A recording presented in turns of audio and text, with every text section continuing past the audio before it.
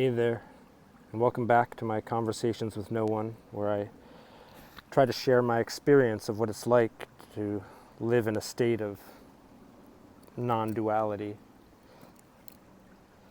I'm not here to promote non-duality over duality or trying to teach others how to achieve it, but simply trying to provide a look into what it's actually like to experience it firsthand instead of as a belief system or practice or intellectual exercise.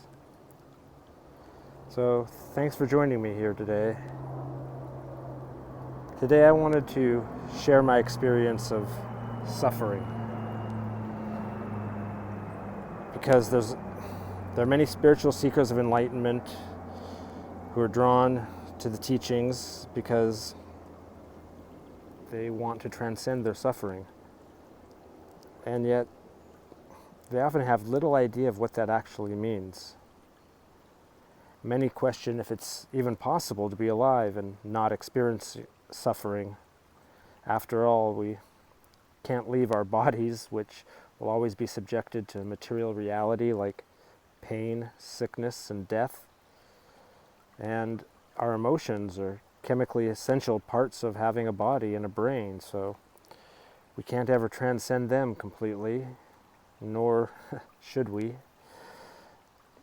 This perspective that life is suffering is a prime example of how non-duality is often misunderstood in a dualistic context.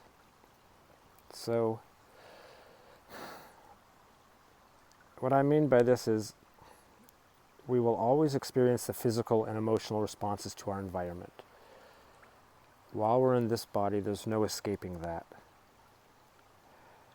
But suffering is different from pain, discomfort, or disability.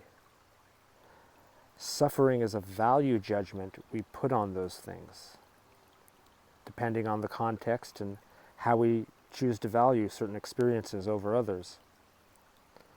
Suffering requires comparison and a belief that one thing or one state is better than another.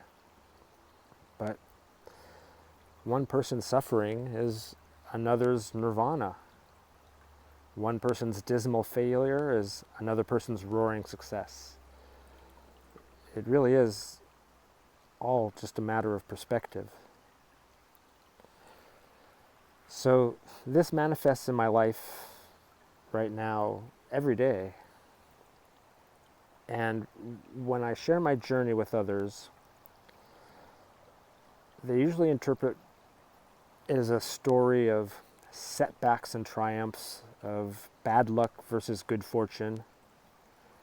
But that's not how I'm actually experiencing it. I mean, sure, I still get excited when my world is expanding and opportunities appear, and I still get disappointed when life suddenly has different plans for me. I let myself experience those things. They just don't hold any weight anymore. Any expectations I manage to create quickly dissipate as I remember to embrace the way things really are. Suffering comes from our ego thinking it knows what's best for us. It tricks us into believing our hopes, dreams, and desires are the only important things in our life. And if we could only achieve those things, we would be happy and fulfilled.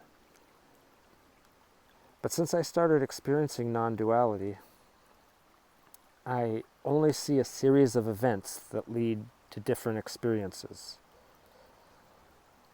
Like a wave, ups leading to downs, and then back up again over and over. The ride wouldn't be the same without that dynamic, but when we value the upswing over the down, or vice versa, we are choosing to alternate between happy and sad instead of how we experience a roller coaster. This this is a dualistic experience I still have, though I expect if I continue to go deeper into this non-dualistic state, that could change. In a state where there are truly no ups and downs, there is no ride, there is no journey. It's simply a constant state of being. And I'm not sure I'm ready for that to be my default state yet. I'm not even sure if it's actually possible or something one should strive for. I value the amount of duality I'm currently experiencing, just as I valued my duality when it was all I knew.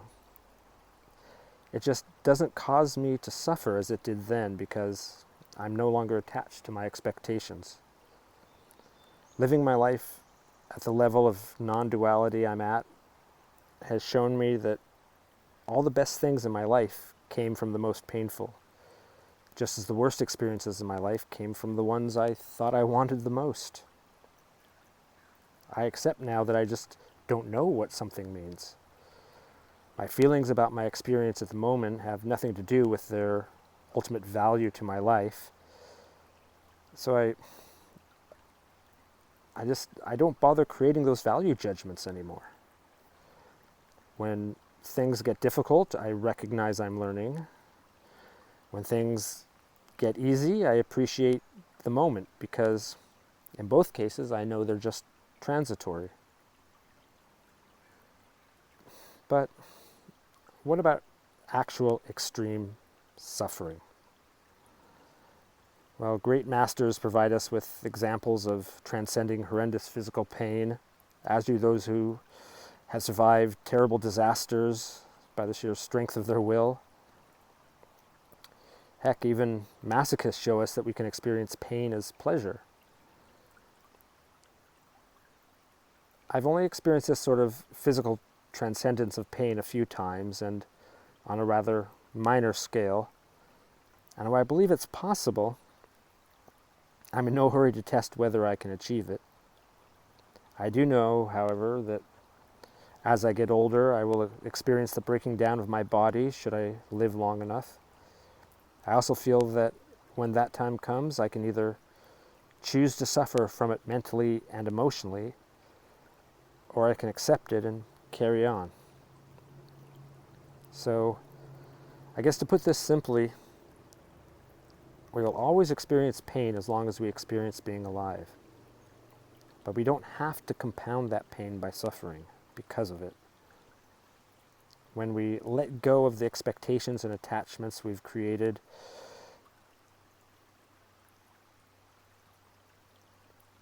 the expectations and attachments we have that create the experience of suffering, we also stop creating much of our desire and passion, our hopes and dreams. When every day is perfect and complete for what it is, tomorrow can never be better. Well, thanks for sitting here with me and listening. I hope you have a great day. I look forward to talking to you again soon. Take care.